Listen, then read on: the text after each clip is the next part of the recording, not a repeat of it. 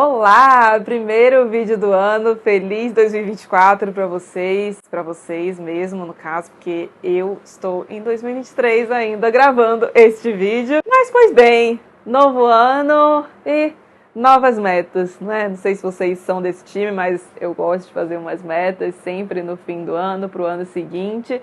E uma das minhas partes favoritas é fazer as tais das metas literárias. Aí, já vamos comentar sobre as metas que foram estabelecidas para 2023, que no meu caso foram um fiasco, eu diria. Eu fazia aqui no canal um daqueles vídeos estilo não, porque era esse vídeo mesmo, 12 livros para ano X, e eu fiz para 2023, estava muito empolgada no começo do ano para ler todos aqueles livros, só que eu fiz uma burrada. E essa burrada consistiu no fato de que eu fiz lá a minha lista de 12 livros e eu não coloquei uma leitura sequer entre esses livros que fosse do meu clube do livro. A gente lê um livro por mês no clubinho, às vezes um em 2 meses, às vezes mais de um livro em um mês só, como aconteceu, aliás, no ano passado. E aí acabou que eu fiquei com o quê? 24 livros para 2023.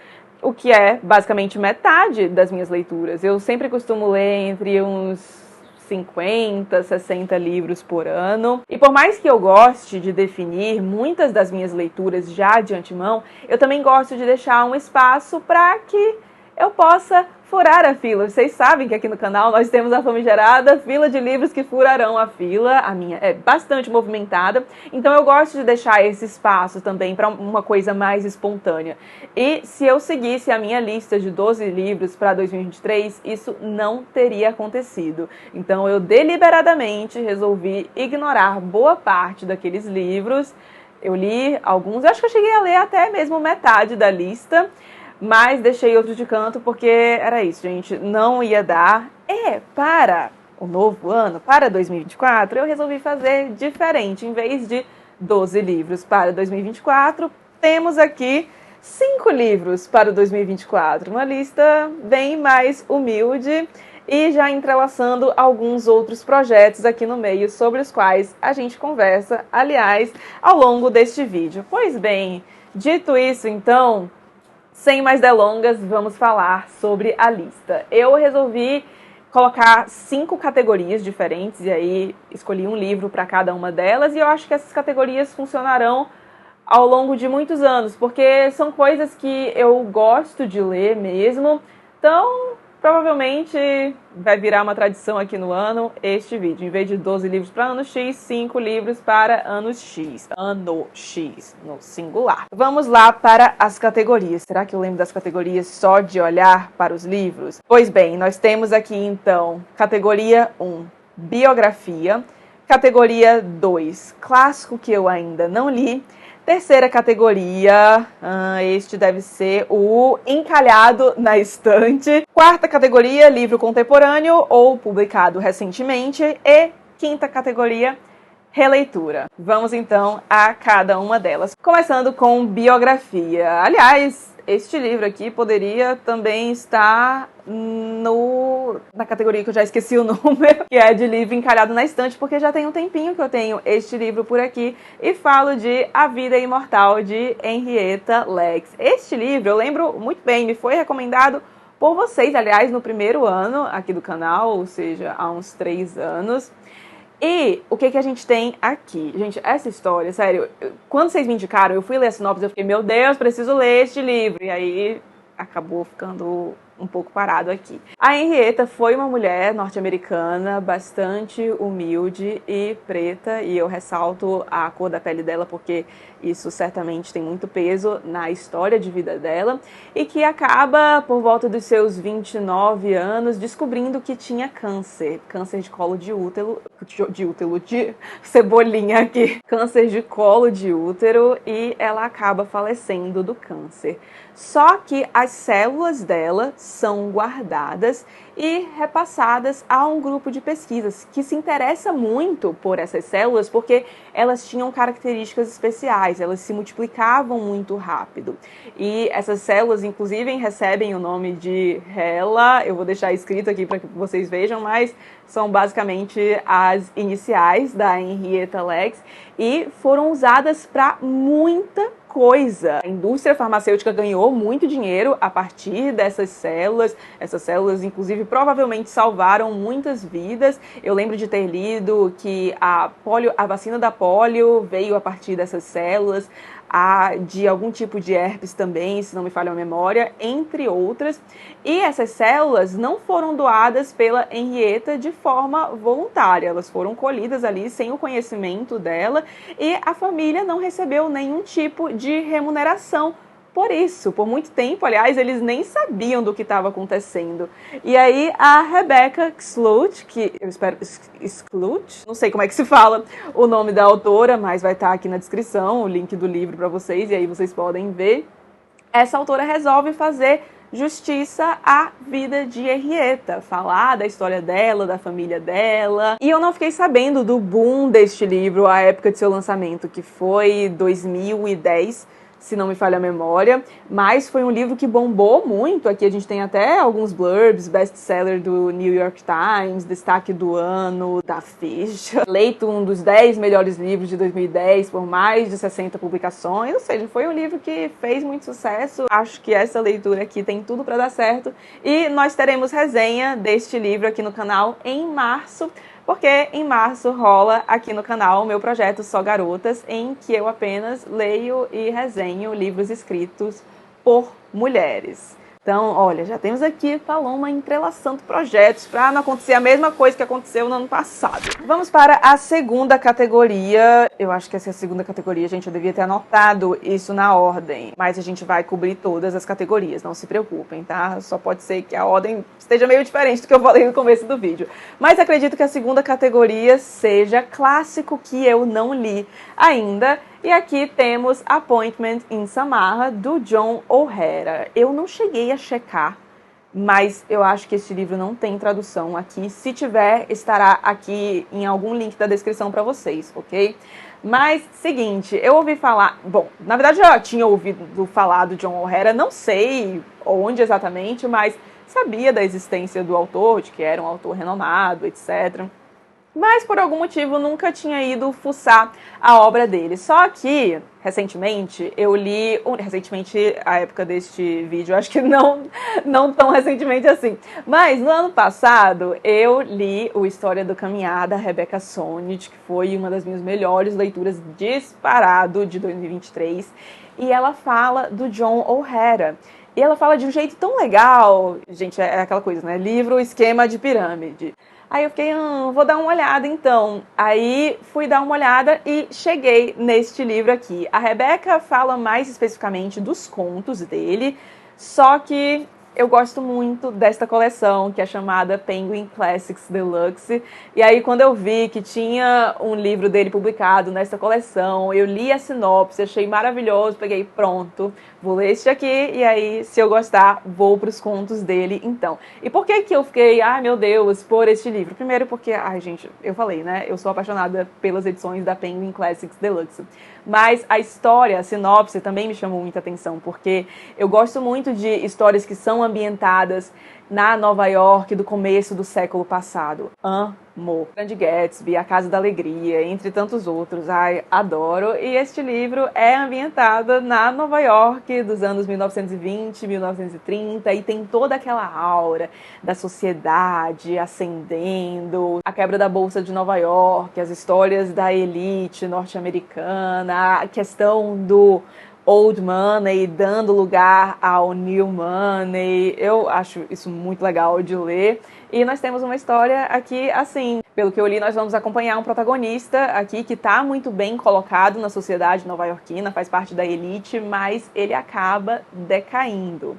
E eu adoro uma história de decadência também, confesso. Então, acho que tenho tudo pra gostar deste livro aqui. Se alguém já leu, aliás, não conheço ninguém que leu este livro, pelo amor de Deus, deixem as impressões de vocês aqui nos comentários. E tô bem ansiosa para lê-lo. E é um livro curtinho. Isso foi algo que eu prestei atenção, aliás, também, porque pra lista do ano passado eu coloquei vários calhamaços. Eu gosto muito de calhamaços, né? Na minha estante não me deixa mentir, mas fazer uma lista cheia de calhamaços talvez não seja uma boa ideia. Aí agora vamos para a terceira categoria, que acredito que seja livro encalhado na estante. E aqui nós temos O Caso Tulaev, de Victor Serge.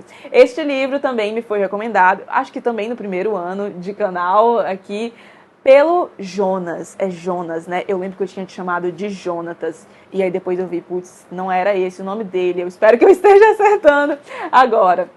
Mas me foi recomendado pelo Jonas. E eu lembro de que ele falou do livro de um jeito tão legal, como se fosse a minha cara. Falou que eu ia amar. E, nossa senhora, não precisou de muito. Ele falou, eu fui lá, comprei. E o livro acabou encalhado na estante. Fiquei tentando arrumar um jeito de furar a fila com o bendito, não deu, mas agora estou determinada a lê-lo. E foi recomendação não só de um seguidor, mas também de ninguém mais, ninguém menos que a musa da minha vida, que é Susan Sontag. Aqui nesta edição da editora Carambaia, nós temos, aliás, um prefácio que consiste num texto da Susan Sontag, que, aliás, está disponível também em uma coletânea dela chamada Ao Mesmo Tempo. Vou deixar a capinha aqui para vocês. E é basicamente, pelo que eu folhei aqui, ela rasgando elogios em relação a este livro. Eu gostaria de pedir licença para ler a sinopse deste livro. Aliás, eu falei que era um prefácio da Susan Sontag, né? Mas é um pós-fácio, né? Dessa edição aqui da Carambaia. Pois bem, seguinte, olha o que a gente tem aqui. Em O Caso Tulaev, vidas inteiras são retratadas e cada uma delas poderia render um romance, de acordo com a ensaísta norte-americana, no caso a Susan Sontag. O enredo começa em 1936 com o assassinato fortuito e não planejado de Tulaev, membro do Comitê Central do Partido Comunista e responsável por deportações em massa e expurgos universitários. O assassino é um jovem que casualmente se apoderou de uma arma. Não se trata, contudo, de uma trama policial, mas de um enredo político. A verdade sobre o crime é o que menos importa. O incidente faz soar um alarme paranoico entre as hostes do regime e o romance desenha uma rede burocrática e policial de personagens movidos por medo ou oportunismo com uma importante conexão na Guerra Civil Espanhola. O livro é ambientado na União Soviética de Stalin por volta dos anos 1930 e o autor fala muito sobre o que ele vê ali. Então, essa lógica de repressão, de eliminação da oposição. Quem já leu literatura russa, teve um certo contato com literatura russa, sabe muito bem das coisas que aconteceram ao longo desse período e de como os artistas se empenharam em denunciar tudo aquilo, apesar de que muitas vezes, sob uma forma meio velada, porque, afinal de contas, se eles escancarassem ali às claras o que estava acontecendo, sem meias palavras, não daria bom para eles, mas pelo que eu li, Victor Serge não mediu as palavras dele, não, e bora ver então no que deu isso aqui. Estou muito ansiosa para ler este livro. Esta edição aqui, em específico, da Carambaia, está esgotada, daquelas edições numeradas, sabe, que saem em uma tiragem limitada, mas a gente tem o mesmo livro publicado nesta edição aqui da coleção Acervo. Então, se você ficou interessado, tem como ter acesso de uma maneira, inclusive, mais acessível do que esta edição aqui, porque esta edição foi bem cara. Penúltima categoria, livro contemporâneo ou publicado recentemente, e eu não podia deixar de colocar este livro como representante desta categoria, porque, sério, eu não sei nem expressar a vontade que eu sinto de ler este livro. Sério, se eu tiver chegado a 2024 sem começar este livro, eu me considerarei uma heroína, porque todo dia eu olho aqui pra ele e eu fico... mas estou controlada, por enquanto. Pois bem, nem falei o nome do livro, né? Este é The Wager, de David Grann. David Grann é o mesmo autor de Assassinos da Lua das Flores, que foi uma das minhas melhores leituras também do ano passado. E eu fui a Nova York, perna longa de batom, fui a Nova York em outubro do ano passado. E eu visitei muitas livrarias. Aliás, eu fiz um vídeo aqui mostrando as livrarias de Nova York, etc. muito chique. Vou deixar aqui na descrição para vocês. E sério, em toda livraria eu via este livro aqui, que é lindo, né, gente? Meu Deus do céu, que edição maravilhosa. Vi este livro muito bem destacado. Sempre tinha alguma coisa falando bem, e eu olhando, eu ficava, ai meu Deus, quero ler este livro, eu vou me arrepender de não comprar este livro, só que ele tava bem carinho. Eu pensei também, com o sucesso de Assassinos da Lua das Flores, por causa do filme de Scorsese, daqui a pouco devem trazer esse livro também, mas, gente, não teve jeito. Eu pisei aqui no Brasil, já me bateu o arrependimento de não ter comprado, e eu resolvi então ficar de olho no livro na Dona Amazon. A primeira promoção legal que teve, eu garanti, e aí os humilhados foram exaltados, porque acabou saindo mais barato comprar aqui na promoção da Amazon que lá nos Estados Unidos.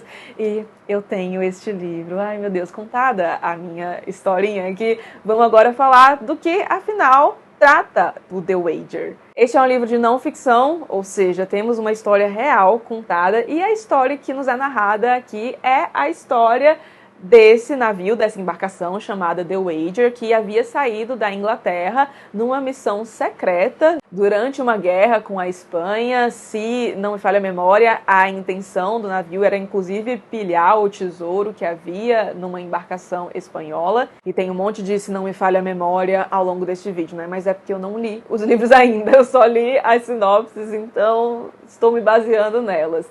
Pois bem, então esse navio tá lá tentando cumprir a missão dele, só que ele acaba naufragando na costa da Patagônia. Isso é 1740, não lembro se eu falei pra vocês, mas é 1740.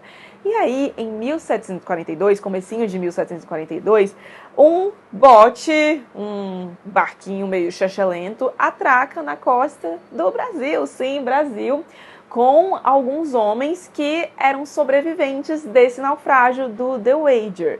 Então, muito tempo ao relento, no meio do mar, passando um monte de perrengue, eles acabam sendo tidos como heróis, como grandes sobreviventes.